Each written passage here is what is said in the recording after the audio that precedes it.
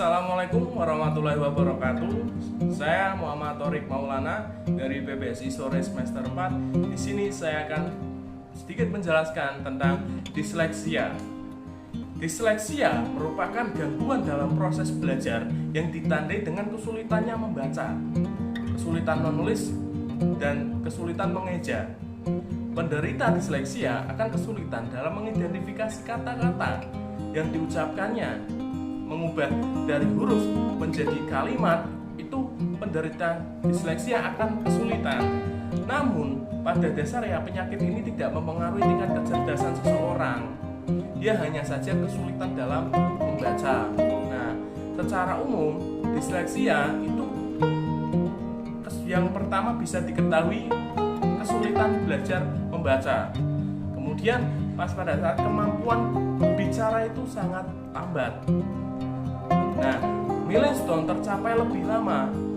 Milestone yaitu seperti dari fase bayi kemudian ke fase balita, antara kembali merangkak, kemudian berjalan, kemudian dia mencoba berbicara, itu tercapainya akan lebih lama ketika anak tersebut menderita disleksia.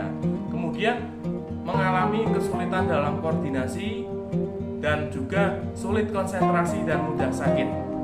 Nah, jika anak tersebut sudah teridentifikasi seperti itu, segera saja konsultasikan kepada dokter yang ahlinya, dokter anak dan yang lainnya. Nah, ciri-ciri disleksia itu berbeda-beda. Jika memang diketahui pas pada saat balita, itu ciri-cirinya agak susah melafalkan sesuatu, kesulitan, kemudian lambat berbicara, sulit mengingat hal-hal dari film atau misalkan dari film yang disukai itu sulit mengingat seperti alurnya, kemudian ceritanya seperti apa, itu akan mudah lupa. Nah, terkadang sulit membedakan kata-kata yang serupa, bahkan ya seperti huruf B dan D, ya antara bebek dan dedek. Nah, itu akan kesulitan membedakannya. Nah, ketika ciri disleksia pada usia anak sekolah, yang pertama bisa diketahui sulit mengingat nomor yang lebih dari satu angka. Kemudian anak-anak sulit membaca, mengeja, dan menulis, dan tidak bisa mengikuti seperti yang lainnya. Kemudian mengalami kesulitan dalam pembelajaran bahasa asing seperti bahasa Inggris, kemudian bahasa Arab dan yang lain sebagainya. Sulit mengikuti arah dalam pembelajaran. Kemudian ketika mengerjakan sesuatu atau seperti mengerjakan tugas PR, itu akan terlihat kurang rapi pada tulisannya. Nah, ketika dari anak kemudian usia sekolah tapi kita tidak bisa mengetahui bahwa dia adalah penderita disleksia, maka ketika di dewasa itu bisa diketahui ketika kesulitan untuk mengucapkan kata yang dibaca, kemudian sering salah mengucapkan nama atau kata-kata, menggunakan kata yang kurang tepat. Nah, kadang kesulitan untuk meringkas cerita ketika cerita yang ia baca atau yang ia dengarkan kemudian ditulis untuk meringkasnya, meresensinya, itu akan kesulitan. Nah, kadang juga untuk menghafal itu susah untuk penderita disleksia. Dan juga apa yang kita alami ketika harus dituangkan dalam bentuk tulisan atau lisan, itu akan kesulitan ketika harus menceritakan kembali. Itu salah satu ciri penderita disleksia ketika dewasa. Sebenarnya hampir sama. Nah, hanya saja memang diketahui penderita disleksia itu pada usia balita atau anak usia sekolah atau remaja yang mendekati dewasa. Nah, sebenarnya bagaimana, apa sih penyebab disleksia? Yang pertama jelas terhadap memang penyebab adalah genetik.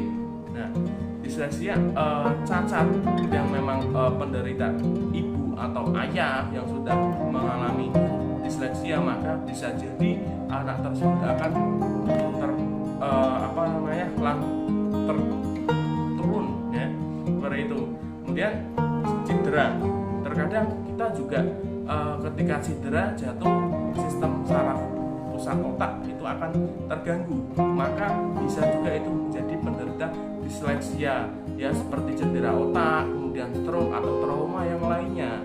Terkadang juga infeksi ya, antara paparan nikotin ya, alkohol atau yang disingkat nafsa ya. Jelas kalau misalnya memang nafsa itu menyerang di sistem saraf pusat otak, ketika dia mengonsumsi itu maka akan terganggu dalam sistem sarafnya itu, maka dia juga bisa dipastikan atau bisa juga disuspek penderita disleksia. Dan juga anak-anak yang memang lahir prematur yang kurang normal atau memang berat badan terlalu rendah itu bisa juga identifikasi penyakit disleksia. Kemudian terapi yang digunakan untuk penderita disleksia yang pertama adalah menerapkan teknik pembelajaran yang menarik yang sesuai dengan kondisi anak tersebut. Jika anak tersebut merasa kurang nyaman terhadap pembelajaran di sekolah, ya, dia lebih rileks atau lebih nyaman belajar di rumah, maka kita sebagai orang tua atau sebagai mahasiswa yang berada di lingkungan penderita disleksia itu memberikan pembelajaran homeschooling ya, untuk menarik minat belajar anak tersebut. Nah, kemudian mendukung anak itu dalam pembelajarannya, terutama pembelajaran membaca. Nah, berikan bacaan yang menarik. Kemudian ketika anak tersebut suka dengan film-film yang animasi yang ia sukai, kita berikan fasilitas itu. Kemudian kita cara teknik belajarnya, ceritakan apa yang ia tonton, alur ceritanya seperti apa, kemudian disuruh menulis sedikit demi sedikit. Nah, seperti itu.